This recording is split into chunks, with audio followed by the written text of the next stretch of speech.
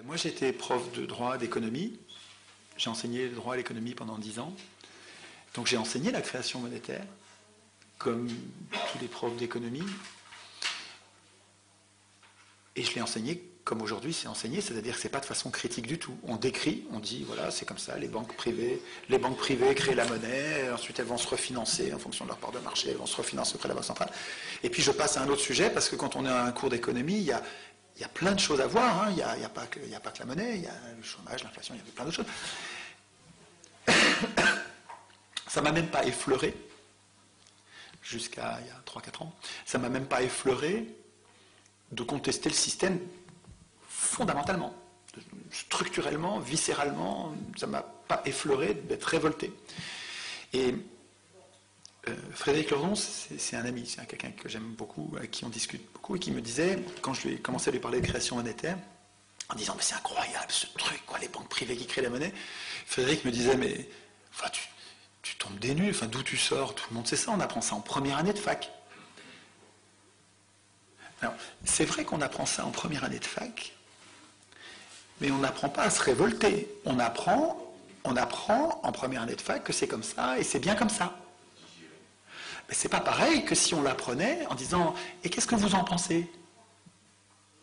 Parce que quand vous voyez comment ça marche la création monétaire, mais il y a de quoi descendre dans la rue et foutre le bordel, un bordel noir. Enfin, c'est incroyable. Le cas caricatural, c'est les Américains. Les Américains, avant 1913,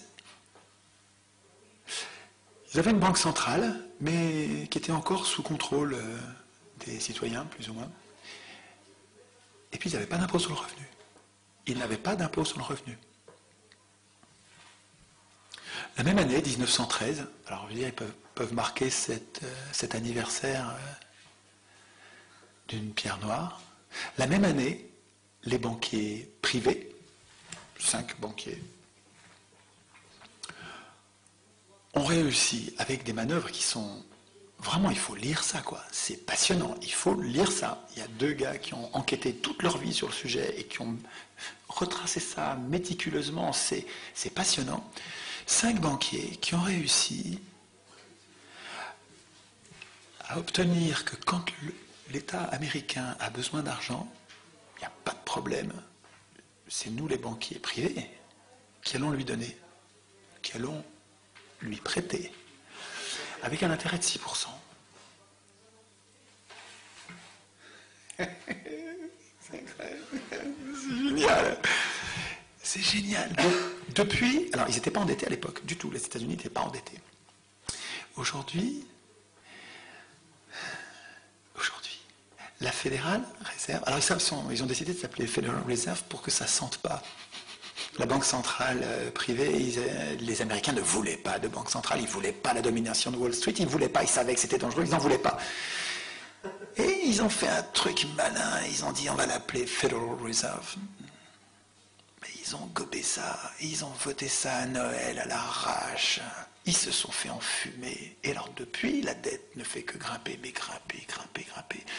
Et la même année, ils ont inventé l'impôt sur le revenu. C'est le même président Wilson qui a mis en place les deux. Et l'impôt sur le revenu, écoutez, je ne sais pas si ça a été conçu comme ça, mais on dirait que ça, tout se passe comme si, et c'est comme pareil en France, hein, plus tard, mais pareil en France, tout se passe comme si, premier temps, je commence par endetter l'État à mon endroit, moi banquier, je commence par faire que l'État me doive de l'argent, et ensuite, pour que l'État ait de l'argent, je fabrique un nouvel impôt qui va servir à financer cet argent-là. Et finalement, je fais bosser les Américains pour moi, quoi, hein, et moi, je continue à faire rien d'autre que m'acheter mon yacht, mon machin, comme Veblen disait. Mais attends, mais c'est que ça marche vachement bien, et finalement, l'impôt sur le revenu, il prend tout le service de la dette aux États-Unis. C'est-à-dire que toute la masse monétaire des États-Unis, qui est de la dette, évidemment, il faudra qu'on prenne le temps d'expliquer ça, la monnaie, c'est de la dette.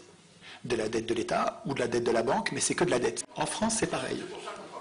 Tout ce que vous payez en impôt sur le revenu, 100% de ce que vous payez, ne sert pas à faire marcher les hôpitaux, les écoles, les services publics, pas du tout. Ça part tout dans le service de la dette, c'est-à-dire que ça part dans les poches des riches qui ont prêté à l'État, parce que l'État a renoncé à créer lui-même la monnaie dont il a besoin.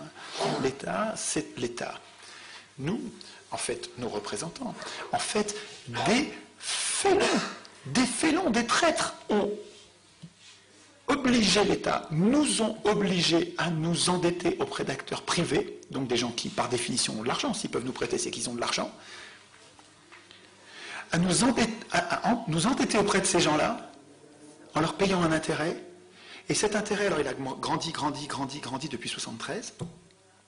Et si vous regardez les déficits, alors les déficits de chaque année, ils sont égaux au service de la dette. C'est-à-dire que s'il n'y avait pas la dette, on serait resté à peu près, grosso modo, on serait resté à peu près à l'équilibre, à peu près. C'est-à-dire qu'en fait, le déséquilibre, c'est la formation de la dette et le service de la dette, pas le remboursement. C'est inaccessible le remboursement, ça fait trop d'argent. Le service de la dette, juste les intérêts, l'État le prend par l'impôt sur le revenu et le donne aux riches. Mais c'est incroyable qu'on accepte un système pareil. C'est juste incroyable qu'on accepte C'est incroyable qu'on appelle représentants des gens qui sont capables de nous trahir au dernier degré comme ça. Quand vous faites les milliards et que vous regardez ce qui nous manque pour la Sécu, vous regardez ce qui nous manque pour la retraite, vous regardez ce qui nous manque pour EDF, GDF, tous les services publics, mais attendez, mais vous avez tout ce qu'il faut. Vous avez tout ce qu'il faut.